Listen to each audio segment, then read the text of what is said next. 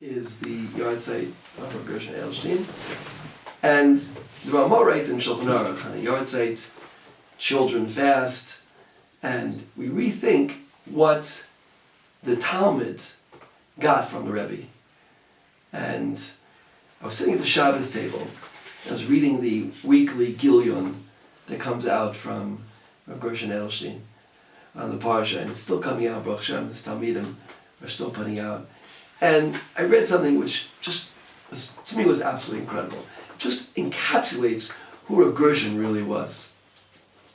One time Rav Gershon came home from a Kiddush and he looked exhausted.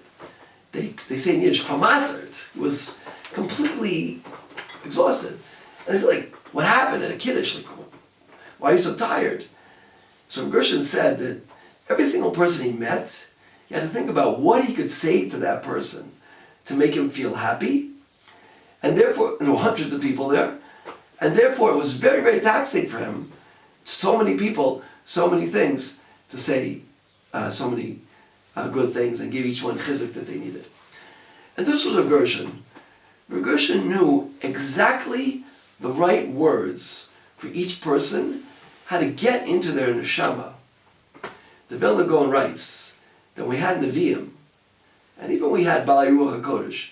They know how to understand a person's shorest neshama and get into their neshama and understand what that person's purpose in life, what his goals were, where he should be going, exactly how to advise them. We don't have individuals like that today. Rav Sternbach told me the Chazon Ish, in the last year of his life, made 300 shidduchim. He knew exactly who zivug belonged to who and which person was supposed to marry what person. We don't have individuals like that today. But when we have, in our generation, we've had an individual like Rav Gershon Edlestein who overflowed with Ava, just like Aaron HaKohen. Aaron HaKohen would meet somebody who was in a fight with his friend and say, I just saw your friend, he was so distressed that he's having an argument with you. He just wants to do everything he can to make up with you. This is called Redifas HaChesed. And Rav Gershon used to say, it's not enough to do chesed. We have to be rodef chesed. We have to pursue chesed. We have to do as much chesed as possible. And as we encounter the yard site of Rav Gershon Edlestein, we should remember what Rav Gershon said about chesed and how much we have to try and integrate and incorporate chesed as part of our life. Think about 5 minutes a day when you can do chesed like Rav Gershon Edlestein. Fine, pick one part of the day which works for you. 5 minutes. It could be a phone call to your spouse, to your children, to your friend. It could be some daily meeting you have, a chrus you have. Something to do chesed, to give completely to somebody else, to stop thinking about yourself at all, and just completely give. You know, Rav Gershon, it's an incredible thing. He had a guest over, and he served soup. And he caught it, he said, oh my gosh, you probably want your soup hot, right? Like, for me, hot soup and cold soup is the same thing. Yeah.